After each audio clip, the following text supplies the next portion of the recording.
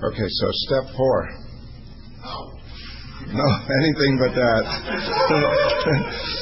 Anything but step 4. Let's go back to 1. Let's change sponsors. Quick, change sponsors. It's step 4. Run away. Made a searching and fearless moral inventory of myself. Step 4. So here's what happens. I get right in 1, and I admit complete defeat. I come to believe in step 2, and I'm restored to sanity. I make the decision in 3, and I'm having this great experience in the presence of the power, and I love my life.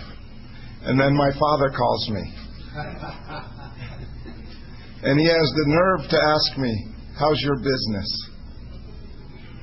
And I can't stand that question. He says, how's your business? What I hear him saying is, you're my loser son. The one who always needs to borrow money, that never takes work seriously, that gets everything wrong. You're the world's biggest loser. Why do I even have you? You suck. And so he says, how's your business? And I shout back at him, why don't you ever ask me about anything I care about? Why is it always about my business? How about my girlfriend, my surfboard, anything I care about? I hate you. Goodbye. Click. I did that for 8 years. Sober. I hated that man. Hated him. And then one day he says, how's your business? And something says, say it's good. I say, it's good, Dad. How's yours? And he chuckled. And then we had a conversation. Like a father and a son, we had a conversation. And I was blown away that I had a father and we had a conversation. And I didn't hate him so much. There's something wrong with me. He was never saying I was a loser. It was me and my disease. Twists everything. It went into the warped mind. The question was, how's your business? He says that like he says, like you say, how you doing? He just wanted to open up a conversation with his son, and his son is his son has grave emotional and mental disorders. And he can't answer a simple question. And there's something wrong with me. And the resentments are so deep, because I think one time in my life, somewhere in my childhood, he made me feel like my little brother was smarter than me. And I thought he liked my little brother more than me. And he made me feel stupid. I thought he did. I don't know for sure that he did that. But I thought he did, and I turned on him at that moment. And I spent the rest of my life trying to make him feel stupid. And I think it fueled my alcoholism, my drinking and my drugging and my smoking cigarettes and my acting badly and my dressing badly and my growing long hair. And everything I did, I believe, was fueled by making my parents feel stupid. Because I think sometime in my life they made me feel stupid. And now here I was having this beautiful day. And my father called me out of the blue and tortured me and destroyed my life. And I'm right back in alcoholism, thinking about what a loser I am and how much I hate them and hating my life again. And that's what I do in AA, over and over again, steps 1, 2, 3. Then I call my sponsor, and he talks me down off the ledge.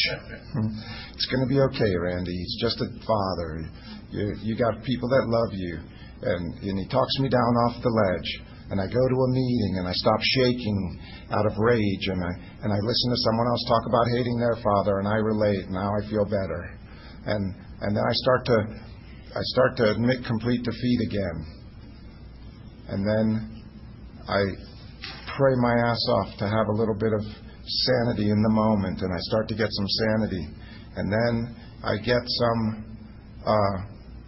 I'm able to make a decision again, and the sun lights out again, and I love my life, and things are going great. And then somebody else calls. And it's somebody I can't stand. And my mind goes right back into the alcoholism again. And I have all these resentments. And the resentments are the number one offender. So I get 1, 2, and 3, and I think I'm in this relationship with God. This is as good as it gets, and it's beautiful. It is beautiful. And I can't understand why I keep getting smashed again. And it's because I have all these resentments. And the resentments take my soul without my consent. They smash me back into alcoholism, and they make me think terrible thoughts, and they bring me back to the character that I built with all those resentments. And I lose my serenity. And that's why 4 has to be done. These things have to be mastered. These resentments have to be mastered. But how? How am I going to do that? How am I going to master these resentments? It says, this was my course. I realized that the people who wronged me were perhaps spiritually sick, though I did not like their symptoms and the way they disturbed me. They, like myself, were sick also. I asked God to help me show them the same tolerance, pity, and patience that I would cheerfully grant a sick friend. When a person offended, I said to myself, this is a sick man. How can I be helpful to him? God, save me from being angry. Thy will, not mine, be done. So the 4-step has a format in the big book, and it has a very specific format. And the purpose of the 4-step is to show me who I am. When I saw how I acted with my father, and I saw so I resented my father for disrespecting me. And the way he disrespected me was asking me, how's your business? You know, you laugh, and I laugh today. It's hilarious. It's like it's something you'd see in a sitcom. A man go crazy. You ask him a stupid question, he goes completely insane. But for me, it was my life. It was not funny. It was so incredibly painful. So I wrote down my dad, and then that's column 1. I list the people I have problems with. My filing cabinet. I open up the filing cabinet, I take out all the files, and I list the name on every file, what that person. Then I have a list. Then I take that list and I take the first name off the list and I put it on another piece of paper. And next to that name, I write out everything they ever did to me that's in that filing cabinet. I empty that cabinet out. Here's all the things they ever did to me that I resent them for. And that's column 2. And then column 3, it says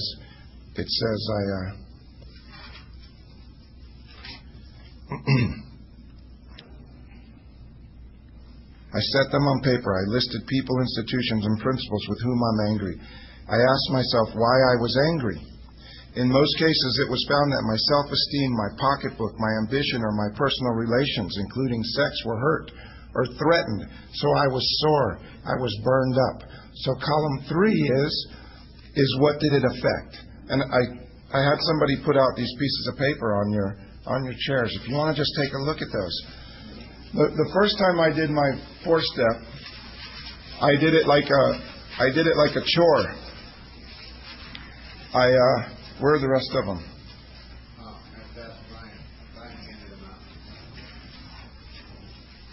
Does anybody not have one? Maybe you could give one to Ron. Brown folder right there? Yes, but Ron has one now, so that's good. Okay. So, the third column, I asked myself, it was found that my self-esteem, my pocketbook, my ambitions, or my personal relations, including sex, were threatened or burned up. Somebody asked a question about self-esteem before. Self-esteem is the first thing on the list, right? So what I did was I did a checklist, right? The first time I did it, I just checked off self-esteem. It was boxes. You check them off. Self-esteem, pocketbook, pride, and you check it off. And yes, you did it. There, you looked at it. You checked it off. And I went forward, and nothing was happening. The way that I did this 4-step this way with 23 years of sobriety, I sat with Dan Sherman, and he went through all 12 steps with me through the book with 23 years of sobriety, and I didn't say a word. Now, that's hard to believe, right? Because I haven't shut up yet on this trip. But I sat with another man who had a year less sobriety than me and had never been to prime time. And I listened to his way of doing the steps. And I had such a profound experience with step 4 doing it this way. So self-esteem. Alcoholics do not have a self-esteem problem. Not a low self-esteem problem. I have a high self-esteem problem. I put myself in such high self-esteem that if you ever treat me badly, I have to hate you because I value myself so much. Now I think you hear it all the time. I have low self-esteem. I have to build self-esteem. I have to do esteemable acts. And that's true. I have to do esteemable acts, but I have to do those with a power, because esteemable acts done by self to get self-esteem is self trying to fix self with self. So on that list, I look back now at my self-esteem. How do I see or feel about myself? So I had a resentment against my dad, not because I had low self-esteem, but because in my life, I feel like I'm the best son he could ever hope for. How dare he treat me badly? If I had low self-esteem and he treated me badly, I'd go, well, that makes sense. I'm a piece of crap. He should treat me badly. That would be low self-esteem. I wouldn't get angry. If someone steps on my toes, I wouldn't get angry at that. Thank you for stepping on my toes, because my toes need to be stepped on. And I would be grateful. I have super high self-esteem. Now, if I just click the self-esteem box, I'm not going to get in there and look at that. And then I get to look at my pride, how I think others should feel or see or think about me. So rather than just checking off pride, I got to take a look at what does pride mean in this relationship with my dad? How does that pride affect me? How do I think others see or feel?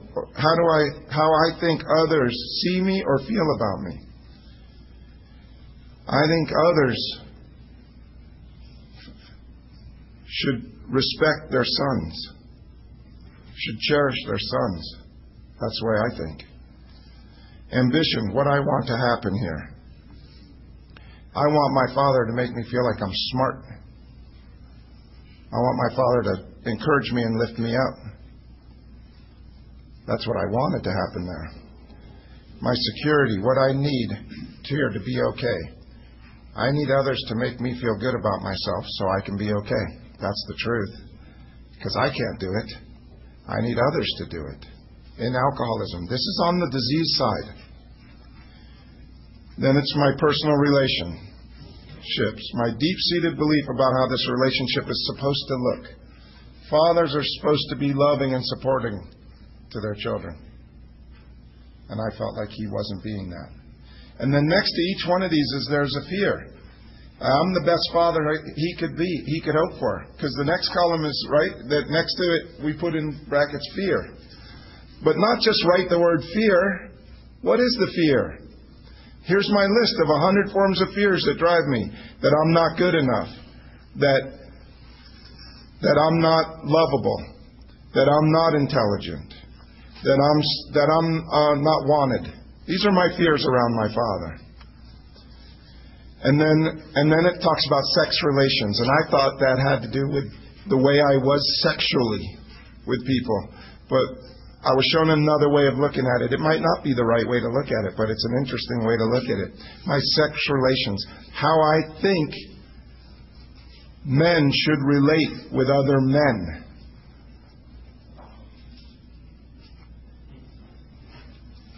My deep-seated belief of how real men and real women are supposed to be. So my sex relation, my idea of what a real man is. A real man commands the respect of others.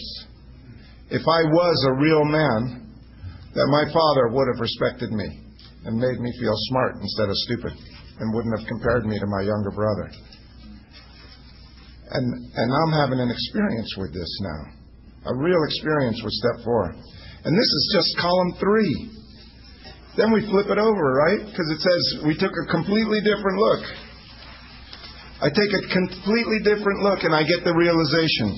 How have I done the things in column 2 to the person in column 1? How have I made my father feel useless and stupid?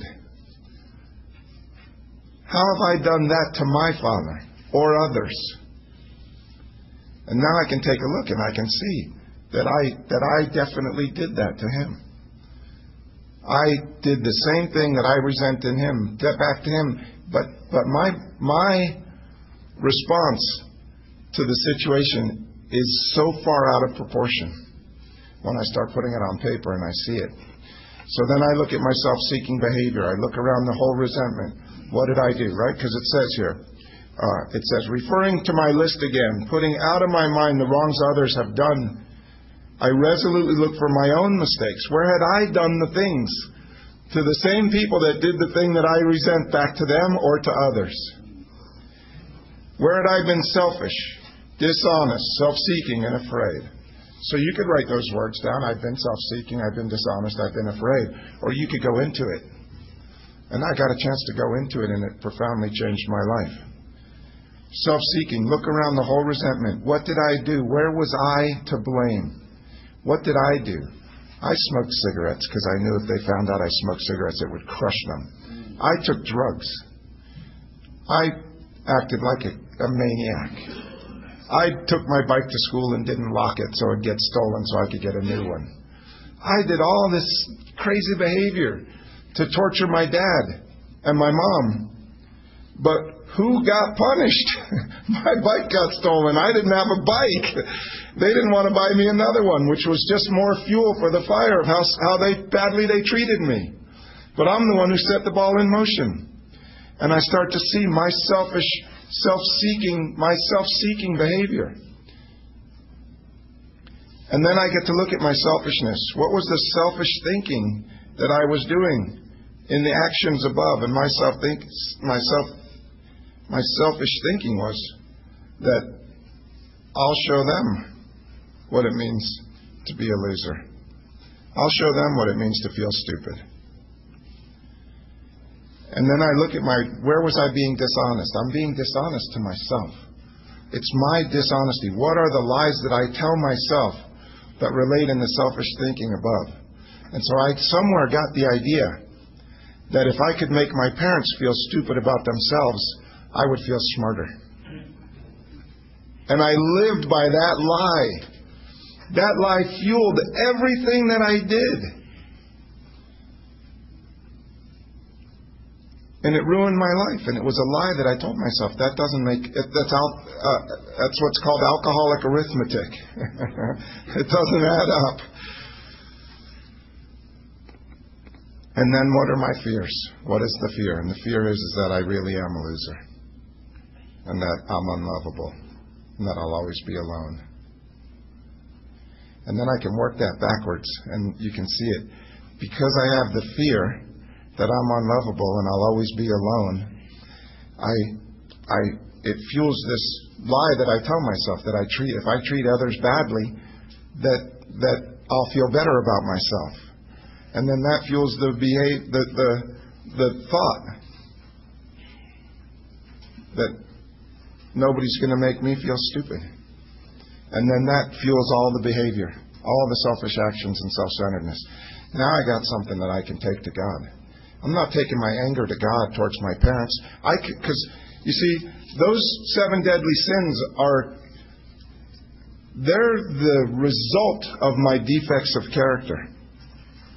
I get angry because I have the fear that I'm a loser, and I live under the delusion that tearing other people down, making them look stupid, will make me feel better. And that fuels my anger. And so it's not the anger that needs to be removed in 6. It's the fear and the delusion. It's the lies and the fears that drive me that need to be removed. The nature of my defects needs to be removed. And now I can really take something to God.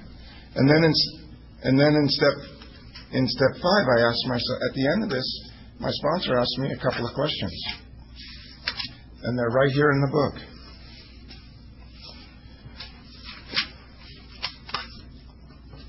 I reviewed my fears. Oh, shoot. Where the heck am I?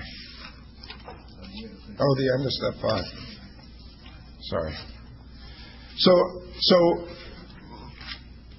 let's talk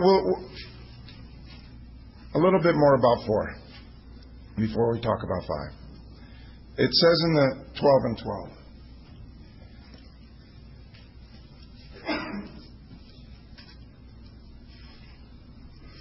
But it is from my twisted relations with family and friends and society at large that I have suffered the most. I have been especially stupid and stubborn about them. Those are pretty harsh words. They don't pull any punches right there. The primary fact that I fail to recognize is my total inability to form a true partnership with another human being. My egomania digs 2 disastrous pitfalls. Either I insist upon dominating the people I know, or I depend upon them far too much. If I lean too heavily on people, they will sooner or later fail me, for they are human too, and cannot possibly meet my incessant, unsatisfiable mind demands. In this way, my insecurities grow and fester. When I habitually try to manipulate others to my own willful desires, they revolt and they resist heavily. Then I develop hurt feelings and a sense of persecution and a desire to retaliate. So, because of alcoholism, because of my unsatisfiable mind, even if you tell me you think I'm smart, you can't tell me it the way that I need to hear it so that I could actually believe you and feel satisfied with the answer you gave me in alcoholism. Because my mind is unsatisfiable. My parents, when I talk to my little brother about our childhood, and he describes the house he grew up in, he loved his childhood, and he loved his parents.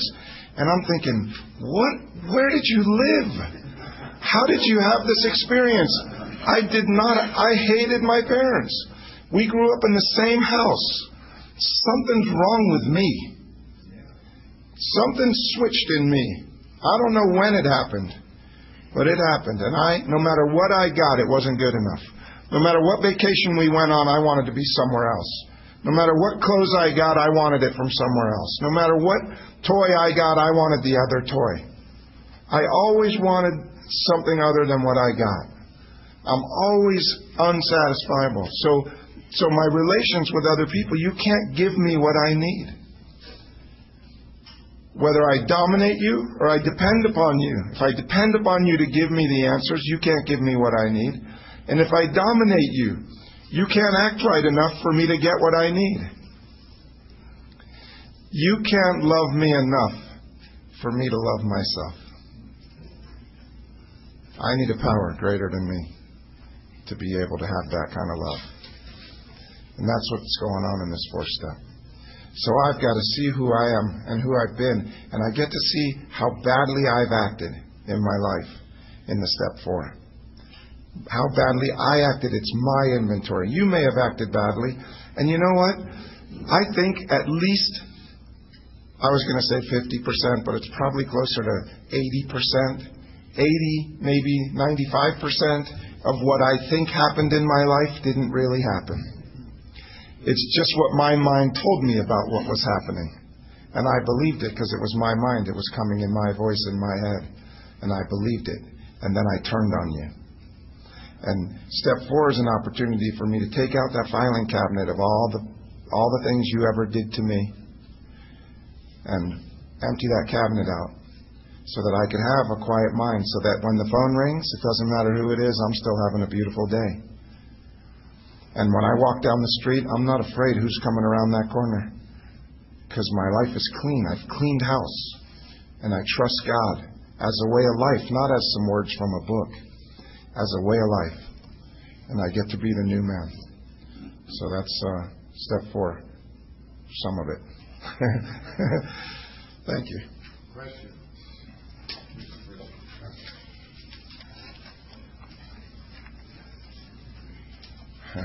I feel like self-esteem and pride set me up to be disrespected. How can I be free from feeling disrespected? feeling disrespected is, of all the fifth steps I've had the pleasure of sitting through, being disrespected is the alcoholic's number one resentment. It's number one. It's primary. It's the biggest thing. Because I think everybody's disrespecting me. If I sit at the table and you don't look up and say hello to me and you're talking to someone else, you're disrespecting me.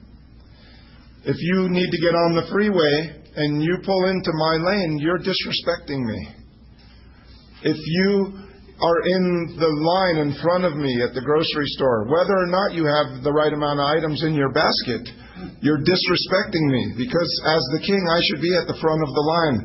You know, the grocery store should have a special aisle.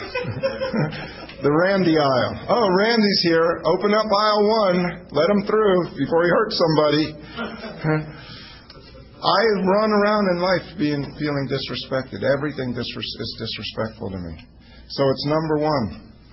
How can I be free from feeling disrespected? I make the list.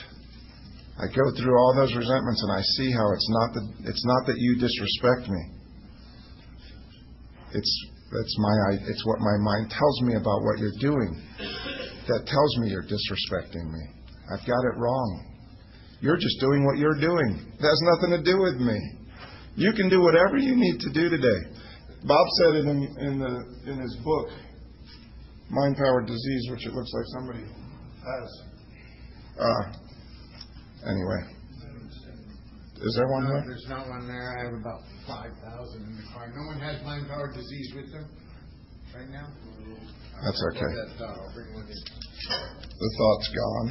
Bob said in his book. You can paraphrase it. No, I can't. I have to read it. I just read it to Mike. What did it say, Mike? Do you remember what we read the other day? See? That's how it is. I can't remember either. I know it's good stuff. There's some good stuff in that book. I know exactly where it is. I know where it is, but I can't find it when I need it. All right. How does God play a role in step 4? Oh, that's a great question.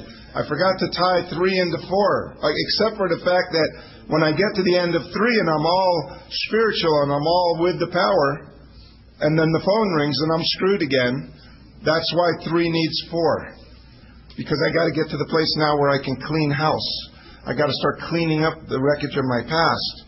I got to get these filing cabinets emptied out so they don't keep making me go back to 1. And now, how does God play a role in that? I can't see old character from old character. I have to be in that relationship with that power in step 3. And I have to ask that power to help me see the truth about my relationships. It says it on the top of this page. God, please help me to see the truth about my resentments, so that I can write down what really went on. I have a guy, I think he's in this room maybe, who's written a few 4 steps this way, and they keep turning out to be,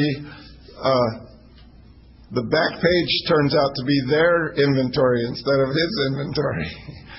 And it's incredibly challenging, because I want to write down the selfish behaviors that they did, not what I did. I'm perfect. The problem is always in you. But I need a power to help me to see the part that I played. I couldn't see any of that stuff about my dad on my own. It was a gift from God that one day I saw that I was the one that was torturing him. He wasn't torturing me. Is this the Primetime Mirror inventory format? If not, what is it? This is the Dan Sherman Big Book Awakenings format. Oh, thanks. It's the Dan Sherman Big Book Awakenings format. And, you can do it however you want. It's none of my business. I'm not your sponsor, probably. This is the way I did it with 23 years of sobriety. And this blew my mind. I have the delusion, one of the delusions that I didn't know I had it. I thought it was the way everybody was. I sold a house to a guy. And then the guy counters with, you got some things that aren't to code. So I'm going to take $5,000 off the price that I offered you because these things need to be brought up to code. I'm like, okay, that sounds like business. But then he bought the house and he scraped the property. He scraped it clean. He took the house down. There was nothing needed to be to code. He just wanted a better deal. And that pissed me off. That really pissed me off. And when I did the resentment and I got to the back page, I found that I have the delusion that if I don't get the best deal in every business opportunity, that I'm less of a man. And when I saw that, it made the rest of my failed business life make sense. Because every deal I go into, the only way I can feel good about the deal is if I get the best deal. Which is a problem, because whatever you agree to, that's the deal. But there's got to be a better one if you're willing to agree to that one. So now I got to push it to the next level. And if you agree to that one, I got to go one more further until the deal explodes and you say, this guy's a maniac, I got to get out of here. And the reason I hated that guy was because he pulled his scam on me. And I got the worst deal and I'm a loser again. And that's the delusion. That's what I had to ask God to remove. I got angry, yes, but anger wasn't the thing that needed to be removed. What needed to be removed is this deep-seated lie that I tell myself, that if I don't get the best deal, I'm less of a man. How about everybody gets a good deal? How about that as a way of life? How about that as a principle? I'd never even crossed my mind. Because then I'd be losing. And my fear is that I'm the world's biggest loser. And I'm never going to have anything. And so those are the things that need to be removed. So I got two delusions that I can take to God. That I really know what the problem is now. That's why I did it this way. I don't know. I'm not going to be able to find this now. So, yeah, let's do something else. GBC. Oh, is that it? Are we done with step 4? Yeah, those are all the questions. There's a new one here. Oh, is there a new one? Somebody popped one on. Okay. What 3 old character? What is old character? What is new character? Can old character be changed into new character? Okay, yeah. Okay. Old character is the character that I brought, that came here. I just described old character. Old character has to get the best deal to feel like he's a man. Old character feels like if he makes other people feel stupid, that he'll feel better than himself. Old character lies and cheats and steals and manipulates because old character feels that it's not going to have enough. And old character is never satisfied. Old character is step 1, is that ABCs. That's old character. That's the character that I brought here. That character is built. It's not going anywhere. It's not getting better. If I get into a deal today and I'm in that deal with old character, I still think I need to get the best deal. New character is the spirit that I'm awakening. I don't know if I build new character. I don't know if those are the words I would use anymore to talk about building a new character, because I don't know how much of it I build. New character's already built. It's God consciousness. It's already there. It's already inside of me. I just don't go there. I don't choose to go there. I choose to go to self because self got me this far. I'm still alive, and I think I can trust and rely on self. I still think I can. And the 12 steps help me to clear away all the BS so I can see the real old character. I can see what the defects of that old character really are and for. So this is taking that look of ABCs that we did a look at what drives me to drink and why I'm upset all the time. And now we're going deep in 4. We're going deep into that character, old character. And we're exposing what it really is and how it really operates and what really drives it, the driving forces behind old character. And we're gonna ask a power greater than myself. I'm gonna ask that power to pluck it out. And we're gonna talk about that in step 5 and 6. So that's it for 4.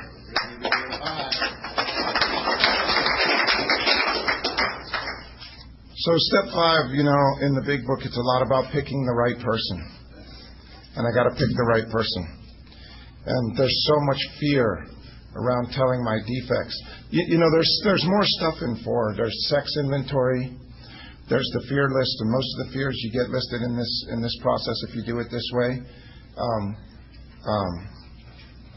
There's other stuff in 4 that has to be looked at and addressed, and I have to make a list of all of my secrets, because my secrets eat away at my soul, and my secrets are another thing that brings me back to step 1, back to old character, because I think I'm so terrible when I remember my secrets or when I act out bad behavior, which is where my secrets live. Then that brings me back to step 1, back to alcoholism. And in step 5, I'm afraid. I'm so afraid I'm going to tell someone my secrets. And my secret's going to be out. I've done a number of 5th steps with men. And it's unbelievable that the secrets... I haven't heard any secrets that were so mind-shattering that... You have one? Will you tell me later? Oh, okay. Well, maybe my secrets are so insane that their secrets sounded normal. But the fear of telling my secrets to someone else is what keeps me from doing step 5. And the other thing that keeps me from doing step 5 is that I don't do step 4. Because it's work, and I balk at the prospect of doing any work. Steps 1, 2, and 3 are easy. I can talk about it. I can just talk. Oh, yeah, God is good. I'm praying. I go to meetings. I'm treating my alcoholism. It's all talk. Step 4 is you better put some stuff on paper, because you're going to sit down with another man, and now you're going to get real. And so... Step 4 is the turning point for most alcoholics. They turn from one sponsor to the next.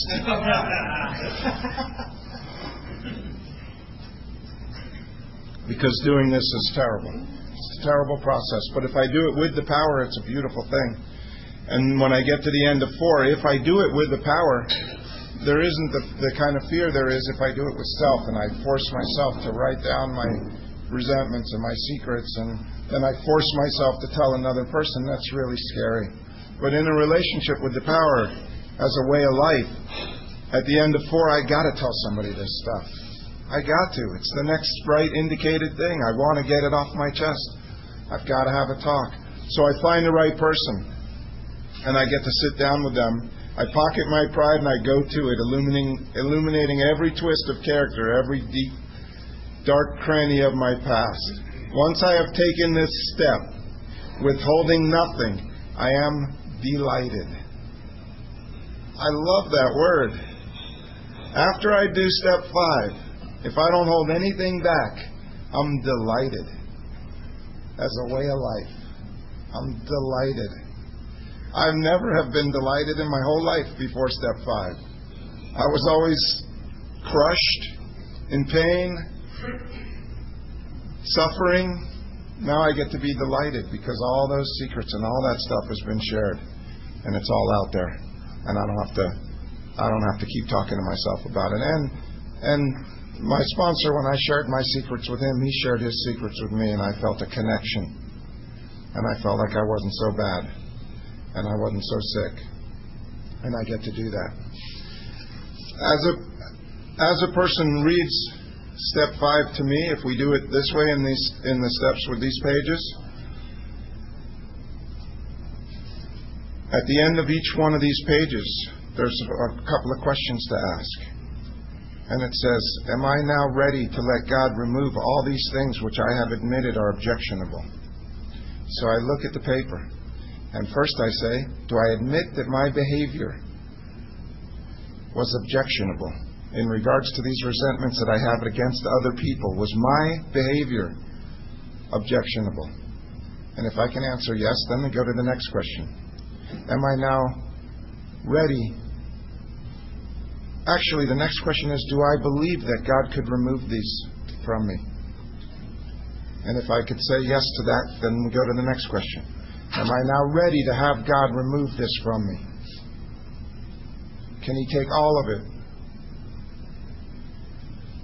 And then the last question is, if I'm still clinging to something I can't let go, could I ask God to help me be willing to let it go? And that's step 5. It looks like it's in step 6, but that's step 5, and it has to be done with each one of my resentments. Because it's the question, that's the question with the resentment. If I'm not ready to let it go, I got to put it on paper and then start asking God to let it go. In step 5,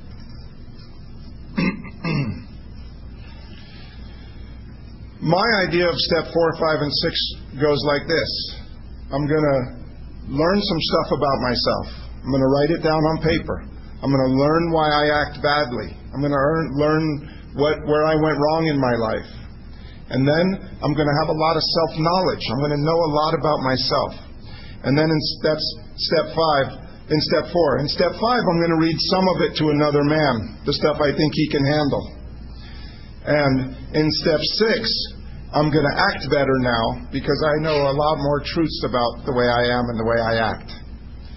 That's the 4, 5, and 6 according to Randy. But it doesn't say that. And a lot of people act that way. Like, now I'm going to act better because I know some more stuff about myself. But 4 says I'm going to learn some stuff about myself. 5 says I'm going to admit it to myself. I've admitted to myself who I am in 4 and 5. And to another human being. And to a power greater than myself. To all 3. They're all 3 important. Some people have more trouble admitting it to God than they do to another human being. Some people have more trouble admitting it to themselves than they do to God or another human being. But it's a 3-step process. It's all 3. And I get right with all 3 of them. And then I get to a place in 6 where I'm asking God to remove these defects of character. I don't play a part in that. I only become willing by seeing who I am and how it affects my life. To have a power greater than myself, remove it. And that's a beautiful thing. Because all I have to do is become willing. And the willingness comes out of doing the work. So, I don't know. Step 5 is such an action step. I don't even really know how to talk about it from a podium. I mean, step 5 is a doing step where you sit and you listen to another man's 4-step, or you sit and you tell your 4-step to another man. That's pretty much what you do. But hopefully maybe you guys have questions about 5. Does anybody?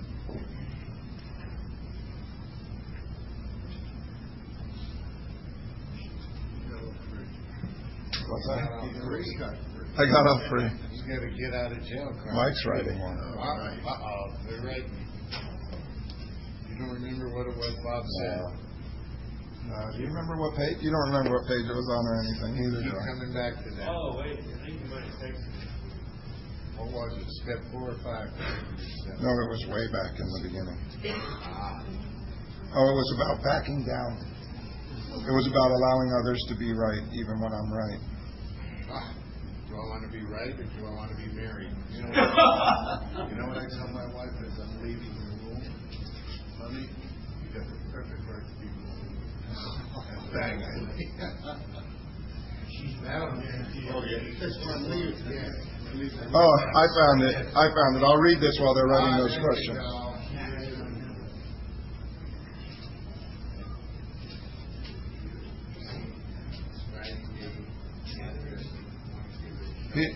This is Bob on the end of the ABCs in his book. He says, I can grow and keep growing in a beautiful world that keeps getting better and better.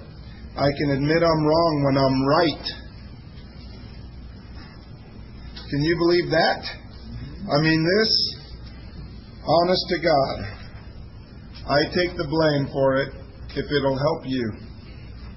And I mean it. I really mean it. I don't take the blame so you benefit. You might benefit by it, but I don't do it so you benefit. I take the blame so that I can benefit. Taking the blame is a hard nut to swallow, especially when the ego factor makes you have to prove a point. This life is so beautiful. Without alcoholism and the ego factor, believe me, it's real. I don't know, there's something. Taking the blame. That's pretty cool. Are you ready? As a man. Admit to be wrong. How was my experience with step 5, and how did it make me feel inside?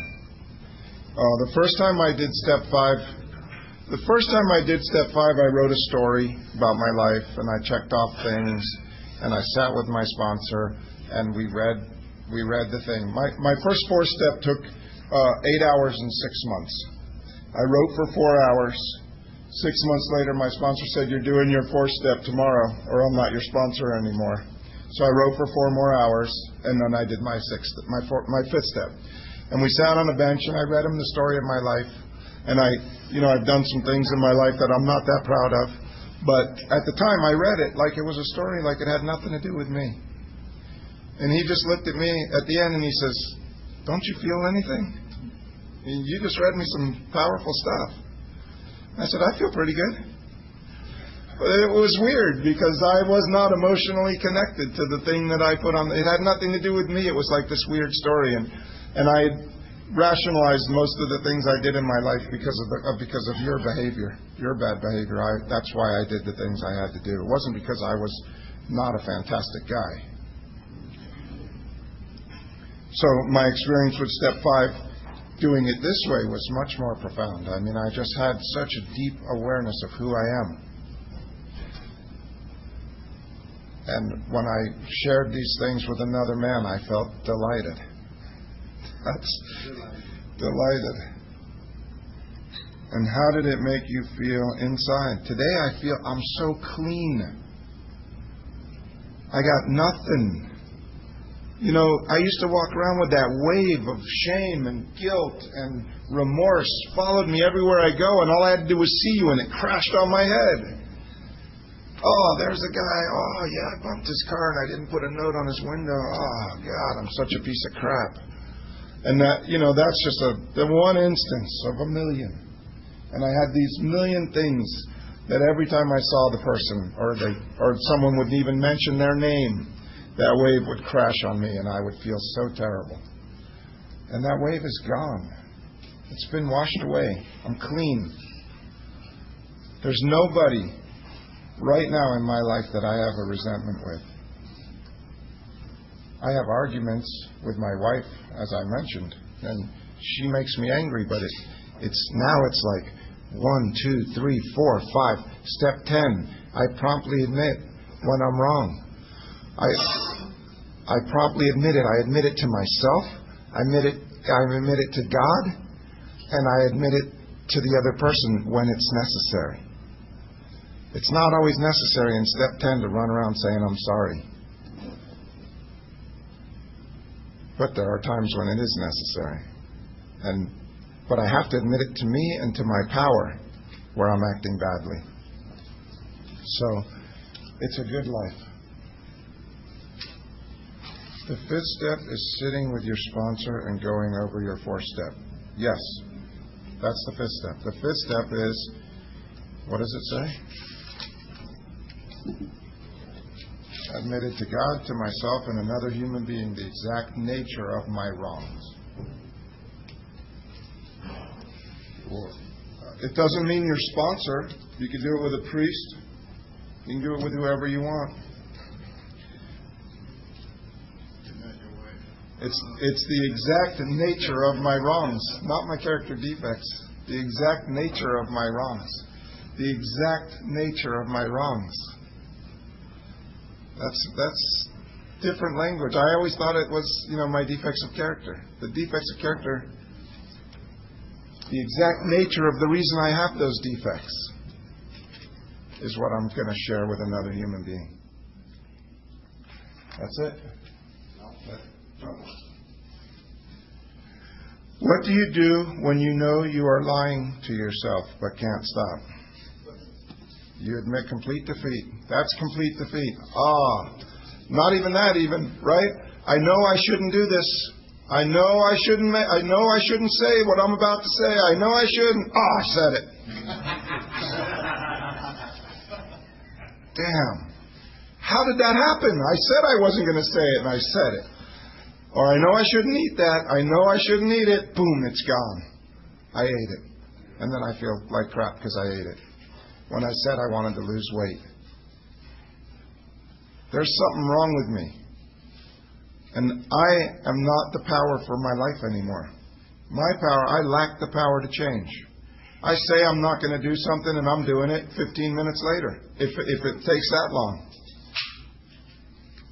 I say I want to change and I do the same. I say I want to lose weight and I walk over to the snack table and I don't pick an orange. I pick the chocolate. And then I pound on the table and I say, maybe tomorrow. But right now I already ate some chocolate. Bring the bag over here. Just like the alcohol story, right? I do it with everything in my life. I can't tell the true from the false. I have great intentions, but I can never live up to my intentions on my own power. I have to have a power greater than myself. I can't tell myself the truth. I can't see the true from the false. I can't do it. It says it in print. I can't differentiate the true from the false. But I can create a relationship with the power that could intuitively guide me in the moment I'm in, if I'm willing to be open to it. I could walk over to that buffet table and say, Power, what do you think I should eat here? What would be the right foods for me to feed my body the fuel that it needs to do the thing that you want me to do today? And then do what it says. But I don't ask. I just say, food! I need lots of it. Look, it's in vats. I can take as much as I want. Life is good. I hope there's some more left. Taking my comfort. One left. Okay. We'll finish with 5 and move on to 6. In step 5, I read my inventory and my sponsor pointed out patterns in my behavior. This way I identified my defects. Did I do it right? Yes, you did it right. Are you having an experience of being delighted? Are you taking what you did with your sponsor to your higher power and asking for the things that you found to be removed? Then you're doing it right. There's no wrong way to do it. If you do this work, you're going to learn some stuff about yourself. And if you learn some stuff about yourself and you've done 1, 2, and 3, and you've done 4, and now you've done 5, and you're doing them as a way of life right now in this moment, you're going to have an experience, whatever you do. You can write it out as a story. You can do it the Hazeltine way. You can do it any way you want. I was just presenting the way that I did it with 23 years of sobriety after doing it 4 or 5 times other ways, and I had a profound experience. So I shared that profound experience with you because that's my experience. Everything I've told you today is my experience. It's not the right way to do anything. It's just the way I did it, and I'm having the results I'm having for my life. You're going to have to do it yourself. And you can't even do it the way I did it, because you're you. And everybody in here is unique and is going to go through these steps the way they go through it. And that's the beauty of AA. Because there are some guys, maybe in this room, that cannot hear a word I'm saying. Because they don't relate to me. Not one bit. Even though I'm saying things that are good things. And some guys out there say it's great. Wow, that was fantastic. And I learned this at the Monday night meeting. It takes all of us to help the guys that are out there. Because I go to the Monday night meeting and a guy shares from the podium and he does his talk. And my mind tells me, because I'm the secretary, I got to judge it a little bit. And my mind says, wow, that was the worst share I've ever heard. And the guys line up to buy the CDs. And I go, wow, something wrong with those guys. And then the next week, the guy gets up and another guy gets up and he shares, and I look at him and I go, wow, that was unbelievable. That was one of the best shares I've ever heard. And 2 guys get in line for the CDs. So what the hell do I know? I don't know anything. I just know my experience. And you're going to do it your way. Do it, please. Do it your way, but just do it. Just do it.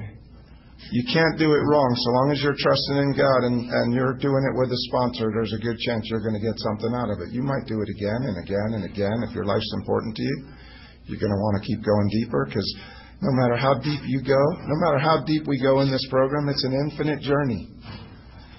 No matter how much I know about myself, I'm just scratching the surface. There's so much more to go for.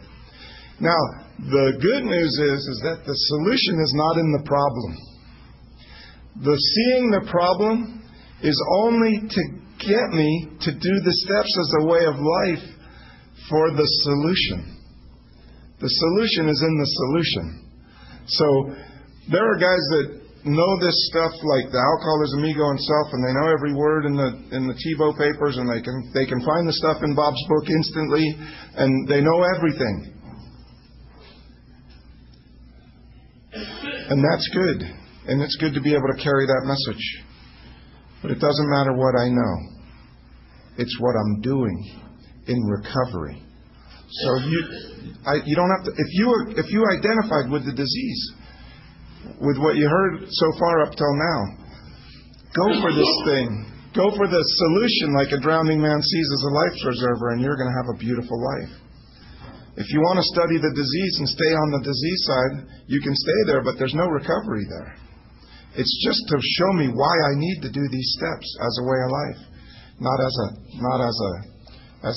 a way to not drink. One last one. How important is the how of reflection? The hour of reflection immediately after step 5, having thanked God for knowing Him better. Yeah, of course. Thank you. It's so important to go and sit and spend some time with your higher power after you do the 5th step, to let it sink in and digest, and look back at the first 4 steps to make sure you haven't left anything out. Because you're building a character, you're building a way of life, and they build on top of each other. If you left something out, you might want to put that stone in place before you finish the house, and you realize, holy, wait, I'm missing a piece. That wasn't supposed to be a window.